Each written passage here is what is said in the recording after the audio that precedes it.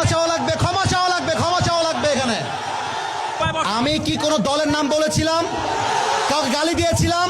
দাঁড়ান দাঁড়ান দাঁড়ান, আমার ভূমিকার কথা শুরু হয়েছিল 3.5 হাত মাটির কবর দিয়ে। যুবক ভাইরা বলো, আমি এতগুলো আয়াত বললাম। থামো, আচ্ছা থামেন থামেন থামেন থামেন উনি, আচ্ছা তোমরা থামো থামো থামো, থামেন থামেন থামেন। প্রিয় ভাইয়েরা, আমরা কোনো মারামারি চাই না। আল্লাহর কোরআন দিয়ে আইন চলবে, এটা কোনো রাজনৈতিক কথা হইতে পারে?